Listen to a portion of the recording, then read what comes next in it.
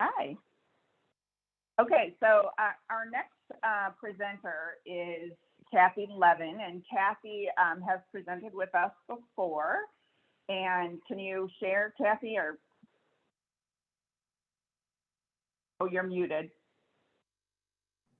There, sorry, let me get it. So that's okay. All right. There we go. There you go. Okay, good. So, and next to Kathy is her daughter, Leah, and some of you know Leah. Leah works with us. She's our special events manager. She's in charge of our walk and our purple ball and our camp and some other things. So we are glad that she's joining us. And Kathy did a presentation with us back in May, and it was excellent. And actually, we've had her presentation, we record these, is one of our most watched videos on our YouTube channel. So we know that this is a popular topic about healthy eating, and some of you probably are interested in seeing how you can maybe incorporate more plants into your diet. So we're excited that she's here today. Stick around because she's going to do a couple of cooking demos, some of her favorite recipes and Leah's favorite recipes. So I'm going to turn it over to you, Kathy. Thank you. Good morning, everybody. Like Amy said, my name is Kathy Levin. I'm a registered dietitian, certified diabetes educator, and I'm also board certified in what's called lifestyle medicine, which it seems funny, but it really is a newer focus, probably over the past 40 to 50 years, but it's really been the foundation. I think it was Socrates that said, let food be thy medicine. And so, I mean, it's gone back a long time. It just didn't have a fancy name to go with it. And I always say that lifestyle medicine is like controlling the controllables. And so that's what we'll talk about a little bit today. I also wanted to say my own personal connection to lupus. I always tell my story is Leah's mother was my sister-in-law, and unfortunately she passed away from lupus. So we have a huge tie to lupus and want to do everything we can to support people with lupus and to do whatever to help live a healthier lifestyle. So Leah, you can move if you wish now. So she just was like coming, she drove all the way up here from St. Louis so she could be here and help me out during my cooking demo. So we will get started. Also, hold on one second, kind of, whoops, I have two screens here. Hold on, there we go. Okay, so that just tells a little bit about me, but I do want to point out today, I do have an intern, a dietetic intern. So to be a dietitian, you have to have your college degree, and very soon, I think it's within the next year or two, they actually have to have a master's degree, and you have to do a dietetic internship. So Monica, I don't know if she's on here because I can only see a couple people's faces. Hi. There you are. Thank you. So Monica, do you want to tell them just a little bit about yourself real quick? Yeah, so my name is Monica. I'm originally from Wooddale, Illinois, but I'm currently doing my dietetic internship here in New Jersey through St. Elizabeth University. I only have 2 more weeks left in my program, and then I'll be eligible to take the registered dietitian exam. And I recently learned about lupus and everything that goes with it. So I'm really excited to learn more about it, as well as do a food demo later on how to make Greek yogurt waffles. What is happening? She's just showing a home screen. A home screen. Okay, hold on one second because it says that it's not sharing right. So hold on one second, guys. Let me. Oh yeah, everybody really wanted to see that. Let me try this. Is it sharing? What? I'll unmute. I muted while I was doing that. Hold on. Oh no, I didn't. I was unmuted. Is it sharing correctly now? Can somebody let me know? I apologize. Yes. Okay, thank you. You're good now. Because everybody really wanted to see that. No. Okay, so when it comes to lifestyle medicine, and we're going to talk about each of the little pillars. There's 6 of them. One of them is eating well. So we will be talking obviously more about that than any other one. But I always like to talk about why, right? Because why does it matter that we're doing any of this stuff? And everything I talk about today that applies to lupus applies to other kind of chronic disease states like diabetes, heart disease. And sometimes those things obviously can go hand in hand with lupus. You can develop some of those chronic conditions as well. I loved what Joanne talked about. I appreciate that she talked about seeing a registered dietitian. If you haven't seen a dietitian, and most insurances and Medicare will pay for that, but do see a dietitian, especially if you do have kidney disease like she talked about. I used to work as the renal dietitian years ago. So there are some little things you have to tweak that are very individualized to you too. So if we look at the data, the World Health Organization says about 80% of heart disease and stroke and diabetes, that we can actually prevent some of those things. So that's really what we're looking for here. I am going to, while I'm talking, I'm just going to take my camera off because I'm having trouble with the other screen. And hold on 1 second, sorry.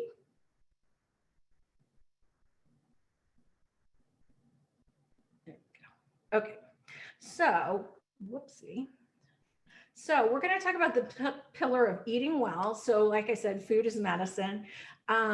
A lot of what the research is showing us is that a plant-forward approach really does, at the end of the day, make a huge difference because you're getting all the different wonderful phytonutrients and vitamins and minerals and things like that.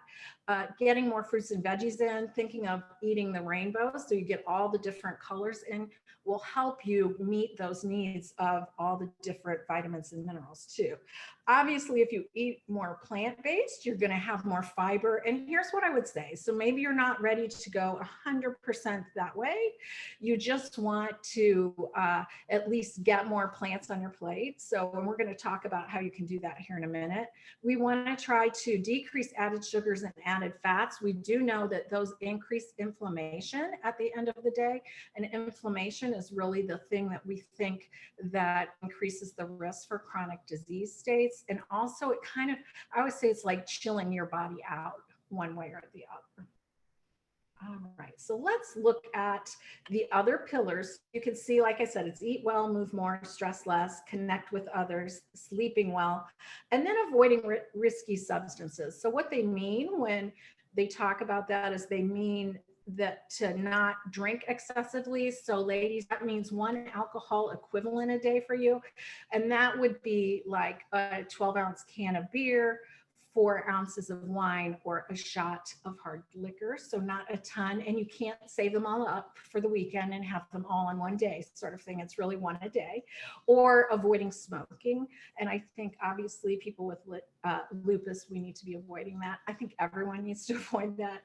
And one of the things that you can see, there's a little red box up there that says each pillar is equally important. It is. So one is not more important than the other. Like sleep isn't more important than what we eat, is more important than exercise. And I think a lot of times that there's so much focus on moving our bodies and what we eat, that those other ones kind of slip by the wayside. So we want to make sure that we're paying attention to all 6 of them.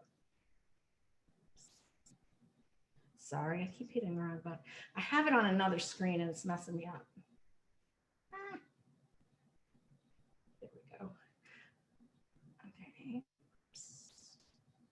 We already looked at that. I apologize, sorry. I don't know why it's not going, it's going the wrong direction. Nice. Oh, for heaven's sakes. We're going backwards. I apologize. I shouldn't have put it on this other screen. It's like, there we go. Aha, so plant-based diet decreases or reduces the risk for moderate to severe symptoms of menopause. So I want you to think about that just as a female in general. Down the road, that could be important to you. Another report, or recently with COVID, also they found that people that ate plant-based actually reduced symptoms that were moderate to severe by 59 to 73%. This would just go where it's supposed to. Oh my gosh. Give me 1 moment. I'm going to make this smaller and fix it. kind of drag it back over. I apologize. I don't know. Whoopsie.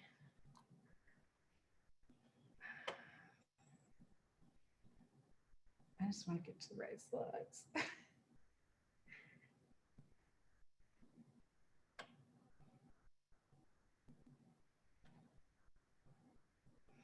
All right, so on the eating well, what I did was I actually went and looked at some of the studies, many of which you can find right on the Lupus Foundation, the Heartland Lupus Foundation's webpage.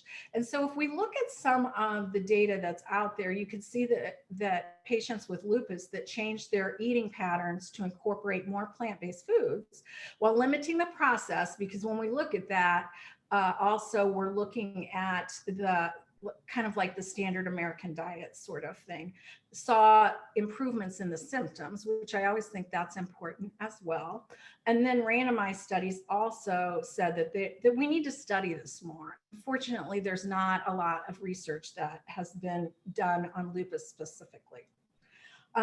So the second pillar is that moving more. So why does that matter? Again, that decreases inflammation in our bodies. And so it's important that we also focus on that. You want to make sure you're incorporating things that make you feel good in your movement and things like that. The goal for everyone is about 150 minutes of moderate physical activity. And you can tell if you've done that, when you're out there exercising, and you don't have to start out at 150 minutes. If you can do 5 to 10 as your initial point, that's better than nothing. But the talk test is what we always talk about, where while you're out there exercising, if you can talk, but you can't sing, that is how we can tell the difference if you're in the right zone, or if you have a fitness watch, I always say too. You also want to incorporate in about 2 days of resistance exercise as well.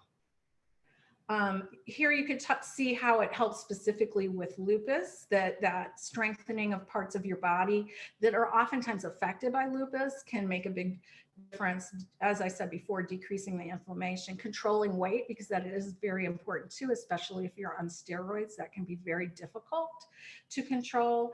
Makes your muscles less stiff. So you want to do things that increase range of motion, like stretching, yoga, Pilates, just so you can do activities of daily living. I always say, like, if you have to pick up a laundry basket, that's important.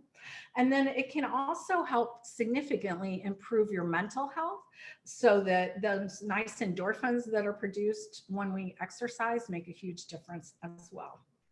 In the next pillar, it's stressing less. So that's just trying to kind of get your whole body to settle down. When I worked in the Ornish Lifestyle Medicine program, I always said the magic happened behind the door. That's what these next 2 pillars are about, stressing less and connecting with others.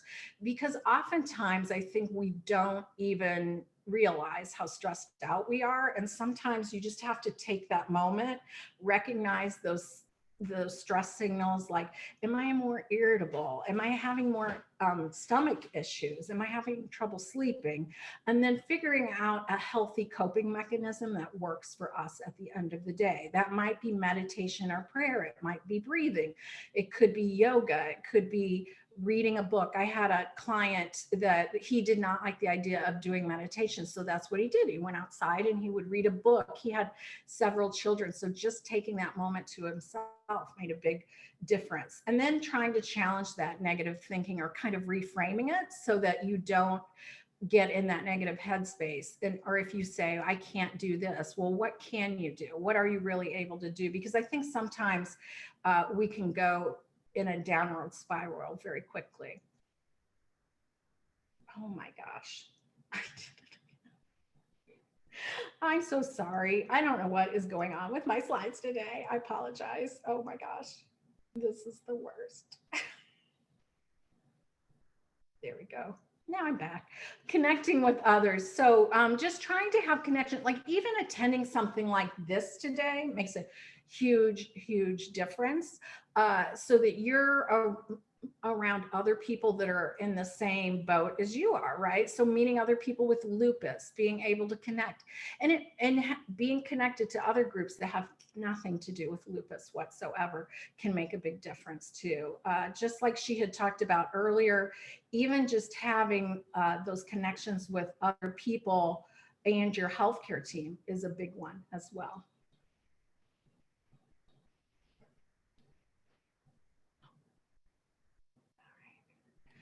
Improving your sleep. So you want to aim to get 7 to 9 hours of sleep in each night. Sometimes you're not even aware if you're getting good sleep or not. So making sure that you have a bedtime. I always say treat yourself like a little kid, have a bedtime. Make sure that you're cool, dark, quiet. I always say my other daughter, when she was in college, was in a sorority, and they had a special place where everybody always slept up and they called the dormers. And that was the rule, is you couldn't go up there and talk. It was meant as a place to be quiet. Also making sure you turn off blue light. For many of you, you may be way more affected by it. And so at nighttime, for some people, you might have to turn off your phone or your TV or your laptop or tablet, because that stimulates the rods in the back of your eyes, so that you're not making the melatonin that you should to go to sleep. Same thing with alcohol and caffeine. Making sure you're getting in enough daylight during the day can make a difference as well. Avoiding the risky substances, like I said, the biggest thing there for people with lupus is probably the alcohol. Trying to watch the amount of alcohol that you get in the pain medicine or anticoagulants, steroids, or some of those NSAIDs can make a difference. Trying to have a mocktail instead of always having a cocktail sort of thing. So now we're going to do a deeper dive into the food part of it. So the standard American diet, kind of that acronym for that is SAD, which sometimes I do think the standard American diet is a little bit sad. So things that, for example, are lower in nutrient density. We don't have a lot of nutrition in what most people are getting, especially if you're doing a lot of dining out or fast foods or things like that. It's very low in fiber, and it lacks those phytonutrients that you're going to find if you're eating a more whole food plant-based way. What it is high in is all the fats. So all the fats, total saturated, trans, cholesterol, TMAO, which is trimethylamine N oxide, which is a chemical that actually damages the lining of your coronary arteries all the way down to those tiny capillaries in your eyes and your kidneys. And so if we, simply by changing from eating such a meat heavy diet and processed diet, the bacteria in your gut actually change. And so then you don't make that TMAO anymore. They did a study where they took people that were vegan and they tested the amount of TMAO that they had, and then they tested them after giving them one meat meal. And because they don't normally eat meat and don't usually have a processed diet, they actually did not have a raise in TMAO. And then the non-esterified fatty acids in new 5GC is actually related to cancer and increased risk for cancer. All right, so other things, right? So if we eat this way constantly over and over and over again, you are going to see that increase in inflammation, that endothelial dysfunction. That's kind of what I talked about with that TMAO, insulin resistance, more at risk for kidney stones. And then it's going to promote things like cancer and all the chronic diseases like diabetes and GI disorders and arthritis. So that's why we really want to kind of shift away from that. Even if you're not 100% plant-based, you can see on this screen, there's so many different ways that you can go with this. So the vegan people, they don't eat any animal products, and they also tend to not use things like leather, fur, and so on, as where then there's a whole entire spectrum of how you could be a vegetarian. So a lacto-vegetarian uses dairy but doesn't eat meat, fish, and eggs. An ovo-vegetarian eats eggs but doesn't eat the dairy, fish, and meat. And then lacto-ovo would have eggs and dairy, but not the other two. And then a pescatarian might eat fish. And then a flexitarian. So I always say that's a great place to start, is where more often than not, you're eating more plant-based things, but occasionally you might have some meat. And I think that that's a reasonable approach to start with for a lot of people.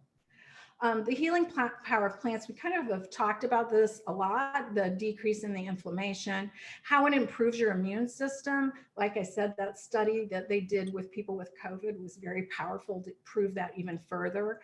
The removing of toxins has to do a lot with the increased amount of fiber that you get in your diet when you eat this way, and in the decreased risk for things like diabetes and heart disease. And obviously the improvement in brain. So there's a huge study that Dr. Ornish has been doing with people with Alzheimer's, where he's actually trying to reverse Alzheimer's, and they're being very successful with it. So there's all the good, and there's really no downside to eating a plant-based diet. Like I said earlier, trying to eat the rainbow so you get all the different variety. There's a doctor out there who he wrote a book called Fiber Fueled.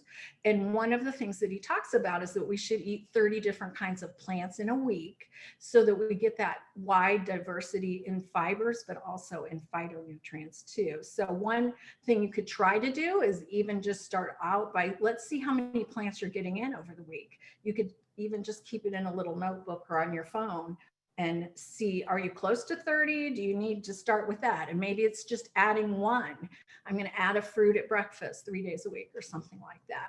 One way to look at balancing your plate, and this is true whether you're a plant-based eater or not, we still want you to try to get in about half of your plate as fruits and veggies, a quarter of your plate as whole grains or starchy vegetables, and then a quarter of your plate is protein. And obviously I would encourage you to try plant-based protein. So things like legumes, like kidney beans, great northern beans, pintos, chickpeas. We're gonna talk a little bit about that when we go to do the recipes as well.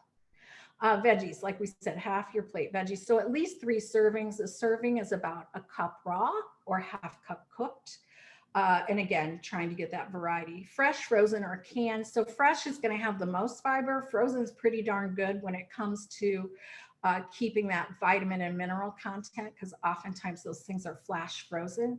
And even if your only option is canned vegetable is better than no vegetable. You might want to drain it and rinse it off just because they tend to be a little higher in sodium. And then fruit, about 2 to 4 servings. Again, fresh or frozen is what I would encourage anyone to get first. Still trying to get that rainbow of colors. And then canned fruit, I would choose juice or water pack if you're going to have that. Now, when it comes to whole grains, that's probably one of the questions I get the most is like, what is a whole grain even? So it's when the grain has not been broken down. And so you want to look for those things that have the whole grain label on them, or really look at the fiber. I always say 3 grams of fiber is a great amount of fiber per serving.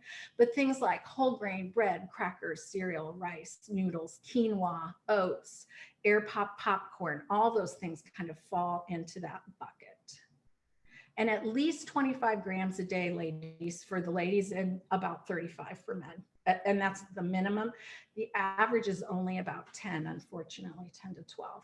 Now, what is plant-based protein? Since I'm here kind of talking about that a lot.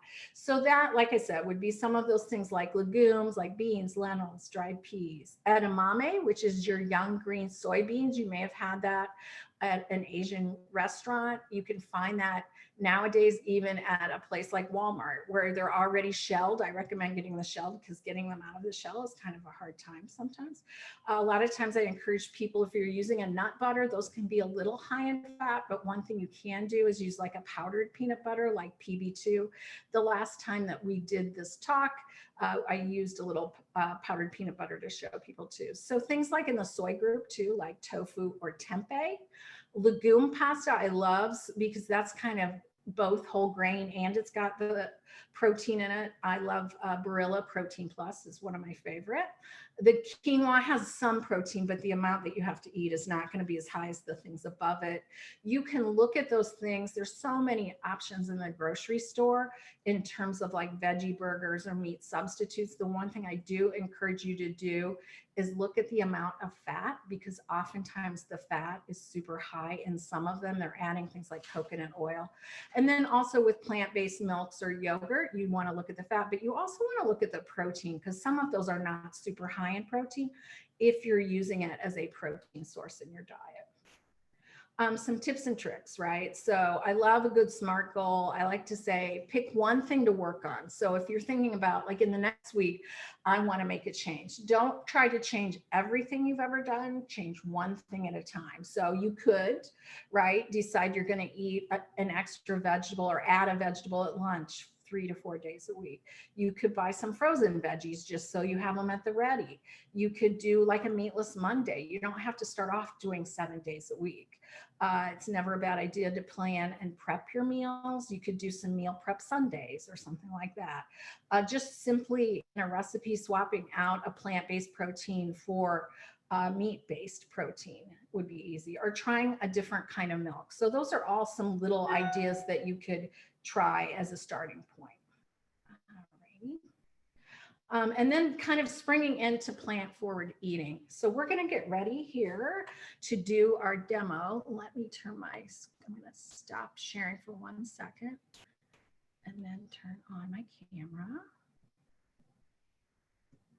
So you should have gotten or had the link, because I saw it myself. You should have gotten this little recipe ebook. So all the recipes that we will go over today will be in there as well. Would it be better for me to continue to share my screen, or what do you want to be the big part of the screen, Amy? Can you all see Kathy? I think everybody can see you right now. So if you want to just. Okay. All yeah, righty. You're good. Perfect. All right, so what we're going to do is we're going to start off, we're going to do 3 recipes. One is pecan pie bites. One is going to be the watermelon salad, which, by the way, amazing. And then the intern Monica is going to show you this wonderful Greek yogurt waffle that is also high in fiber and has protein in it. So I'm going to get started with the easiest one first. I always jokingly say that I don't even know how this is a recipe because it has 2 ingredients. So I'm just going to put my camera down so you can see. Can you guys see that okay? Yes, there we go. All right. Yep, so you're just going to take medjool dates is usually what I get. You can get these at like Trader Joe's. You can get them at Aldi. At Aldi, I know they have them year round. And what you're going to do is, and I made a slit in there. Can you see that? And then I'm going to open it up. And if they're not pitted, you want to get that pit out because you do not want to munch down on that. So we're just going to get those ready real quick. And then what we're going to do, and that's the simple part, is we're just going to put a pecan in there. And that's your simple, it's a great snack because it's high in protein, also high in fiber. And Leah loves them, don't you, Leah? And it's so funny because I've had more people rave about these. Now, they're not the prettiest looking, right? Medjool dates can have their own look. So you could either, depending on how long it is, it'll either fit 1 or 2. And that's all you have to do on that one. So that is simple. I love it because it's full of nutrients. It's got a little protein. It's got some fiber in there. And that was that.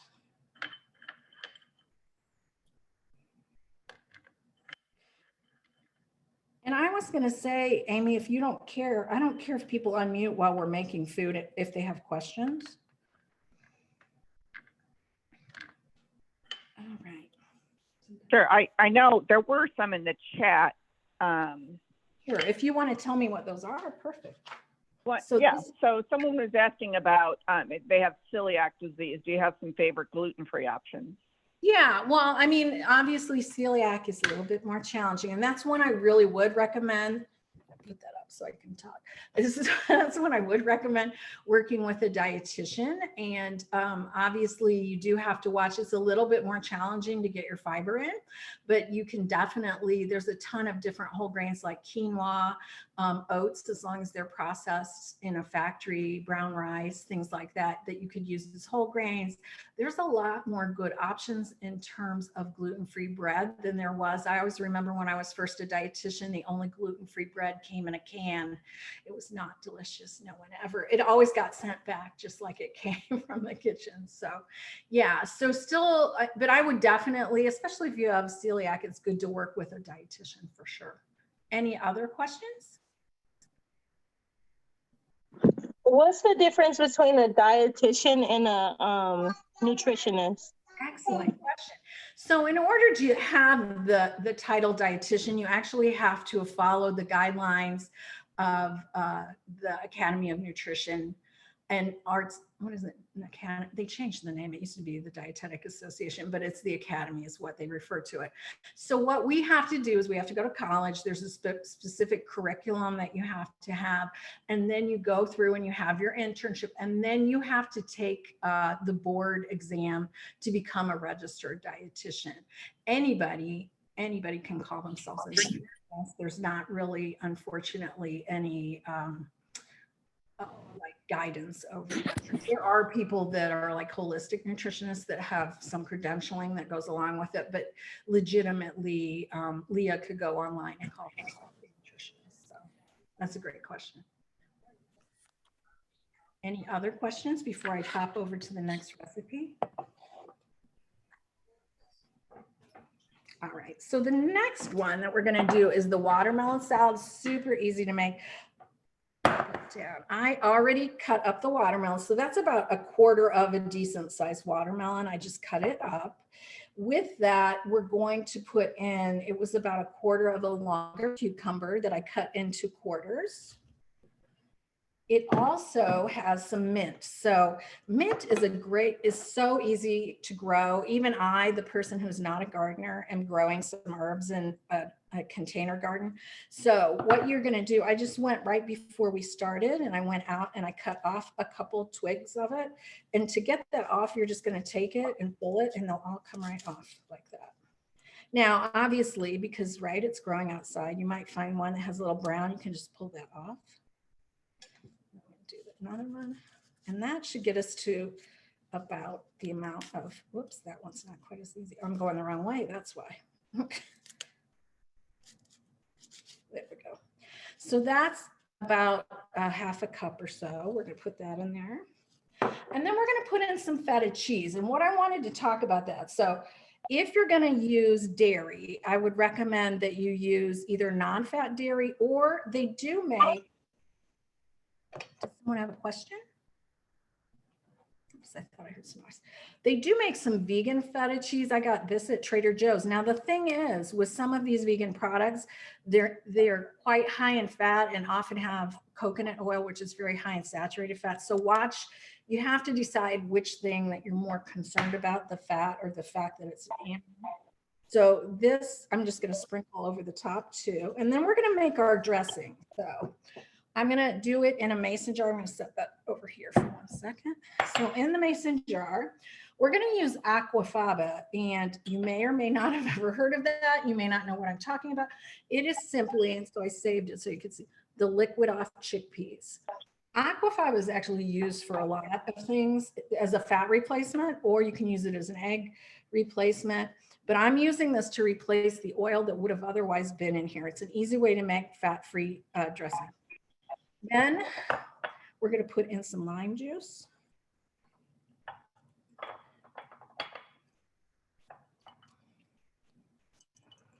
It's really a great idea to roll your lime kind of back and forth to get the juice out.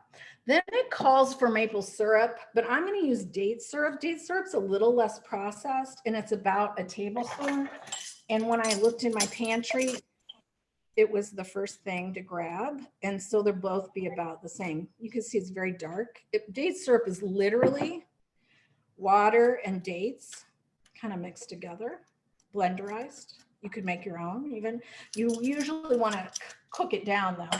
Oh, the other thing I was going to share with you is if you didn't have lime juice, another thing you can have at home is, I love these True Lime packets. They're crystallized lime juice. I use those all the time, but I happen to have a lime, so I'm going to use that. A little bit of salt. If you're sodium sensitive, like they talked about earlier, you know, you don't have to put the salt in. It's fine. I'm using, it's a ground garlic salt, also from Trader Joe's. So it's just sea salt with roasted garlic, onion, and parsley. So I just put that in there. And then another thing that I was going to say to you, or you could, and I think it says it in the directions, or you could use a good balsamic and not make your own dressing. You could even just drizzle this. This tastes amazing on watermelon by itself. So then we're just going to put the lid on. I love a good mason jar. So we're going to shake it up.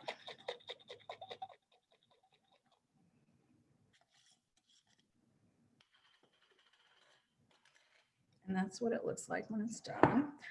And we're just going to pour it over the top and then just kind of toss it.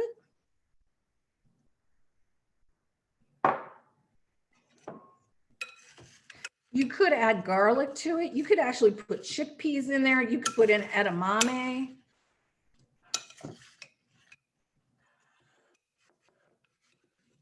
There you go, ladies. And that's your watermelon salad. Any questions about the watermelon salad?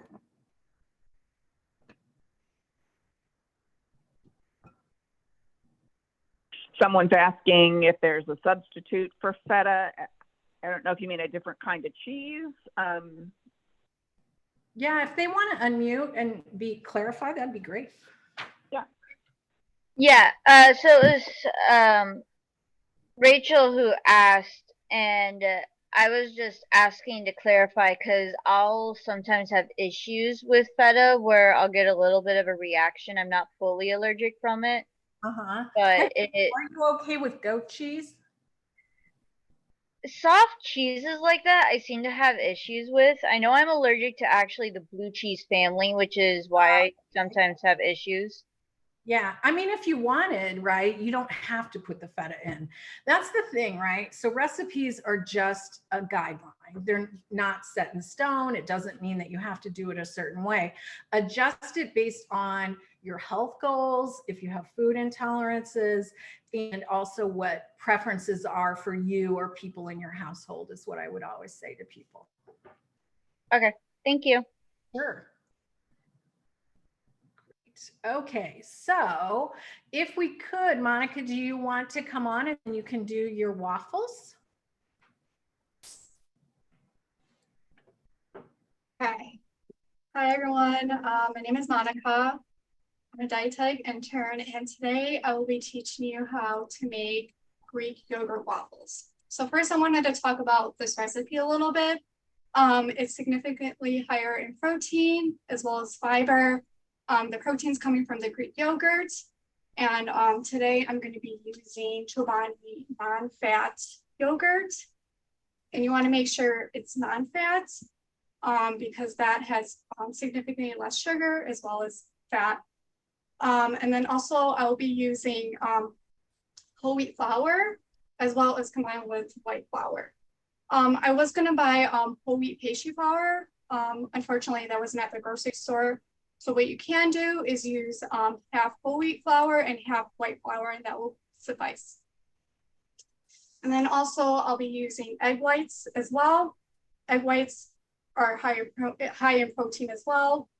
So that's that. And I will also be using skim milk as well. You can also use like a plant-based milk, like oat milk or almond milk. Today I'll be using skim milk. So I'm just gonna lower my camera. And wait, got the bowl in. Egg whites. Okay. So I went ahead and already combined the whole wheat flour, the white flour, as well as the salt and baking powder that's called for in the recipe. So the next thing that I'm going to do is combine the liquid ingredients. So I'm just going to add the egg whites. Okay. And then I'm going to add the yogurt. And I just want to reiterate on this recipe, since it's higher in fiber and protein, it's going to give you more sustained energy throughout the day as well as keep you full, especially if you're a person that's on the go all the time, or maybe you're too tired in the morning to make breakfast. These waffles can be freeze or as well as put in the refrigerator for a few days. So you can always make more batches of them so you're not constantly making breakfast every single day. Okay, the next thing I'm going to add is the milk.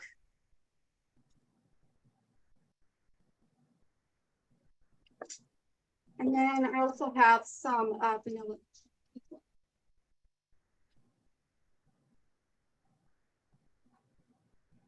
Okay, just going to give that a nice stir.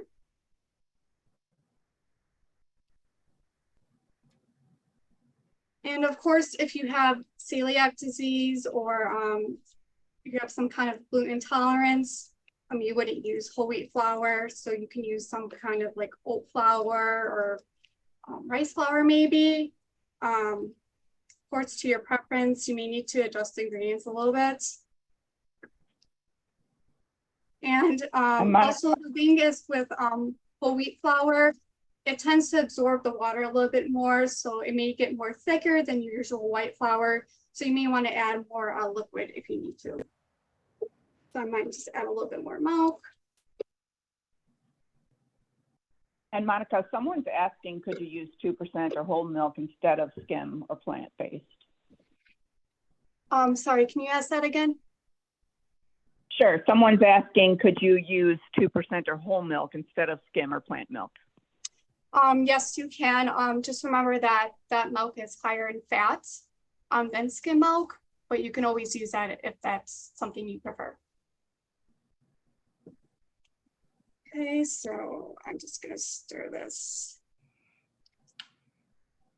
And then, Ooh, sorry. do you want to show them your finished waffles? Yes. I'm just gonna stir that a little bit more. I already made the waffles ahead of time, just because it takes time. So, and also I wanted to show you what I used a Dash. I don't know if you guys heard of this, but it's like a mini waffle maker. I personally like this a lot because it's easy. You can use it on the go, and you can like even fit it in your pocket if you want, or your purse. So I'm gonna also show you the finished product because I already made some ahead of time. So here you go. Oh, love it. So we got some strawberries and peanut butter on them. Of course, you can use other ingredients as well if you want to top it, such as maybe like honey, or you like blueberries or bananas. You want to try to stay away from maybe like refined sugar, such as like table sugar, when using ingredients on the top. And I would say if you use maple syrup versus pancake syrup, at least it's more of a whole food product than the, it's a little bit more processed, the pancake syrup. So wonderful, thank you. That looks delicious, Monica, really delicious. And I had a quick question. This is Amy. Just could you make pancakes with that, or would you have to do something a little different? No, I think you could. You might want to thin it down a little bit is what I would recommend. Maybe add a little bit more liquid. And that little waffle thing is awesome. I've never seen that. Can you just get that on like Amazon or something? Or yeah, and also they sell them at Kohl's too, if you like to shop at Kohl's. So yeah, I'm definitely that person that shops at Kohl's. They have great products, and their price point is not, what did you say? Different shapes. Different shapes is what Leah said too. They do have different shapes. Yeah. Yeah.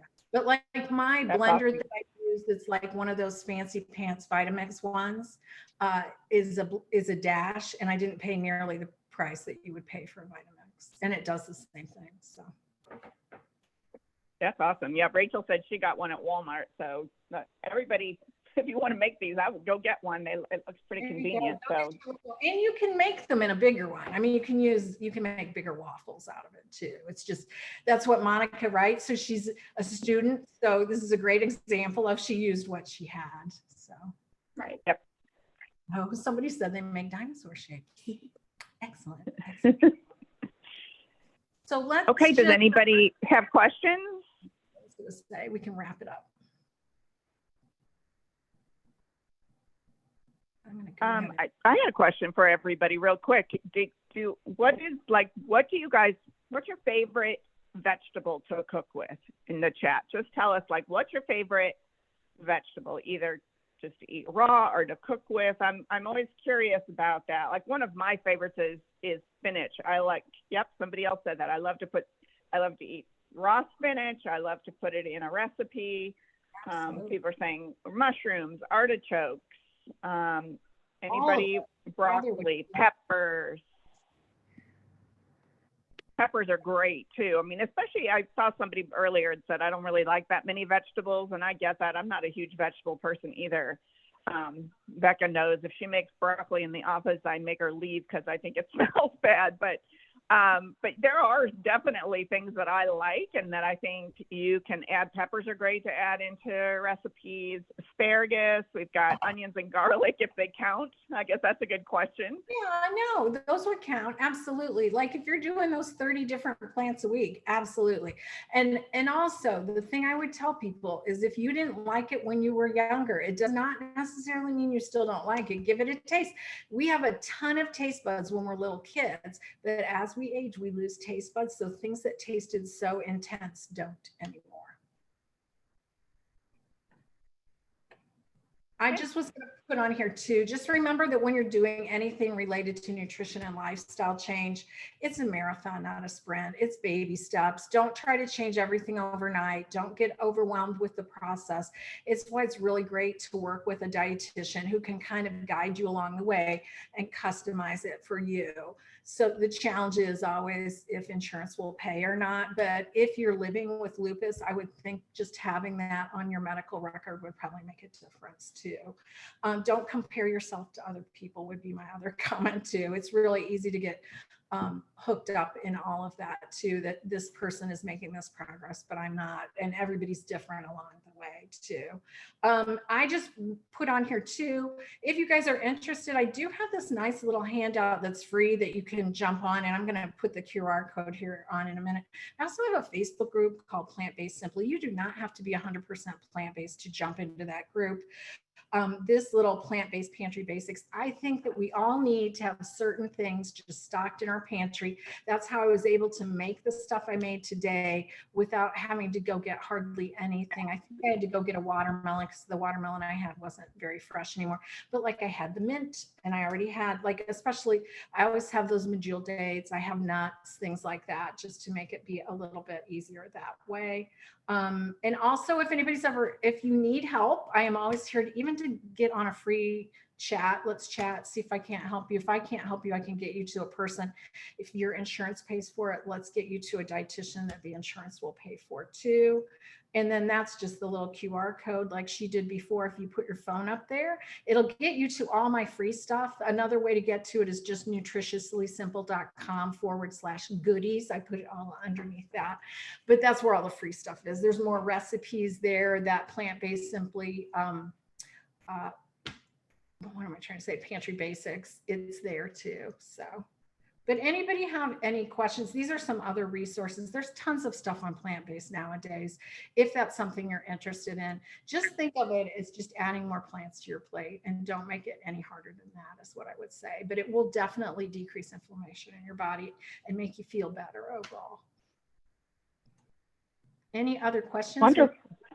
Yeah. Any other questions? You can also unmute yourself if you want to ask a question live or put it in the chat. Anyone have anything else? I would just encourage everybody to take what Kathy said today to heart. And if nothing else, try one or two suggestions that she had today. Incorporate, maybe go try Meatless Monday. I try to do that, just trying as much as you can to incorporate some of this into your diet. I mean, I guarantee you will feel better. And, if you have any other questions, let us know. Do you have a Facebook group, Kathy? Is that what you said? Yeah, it's called Plant-Based Simply. Yep, it's a free, you just have to go and answer a couple questions and make sure you tell me we're on here. I always love to know where people are coming from and things like that. Yeah, someone else had asked. So, and we can always get you that later if you have trouble finding it. So thank you. Thank you so much, Kathy. Yeah, you're welcome for doing this. I want to support you guys as much as possible. So take care. Great. Thank you.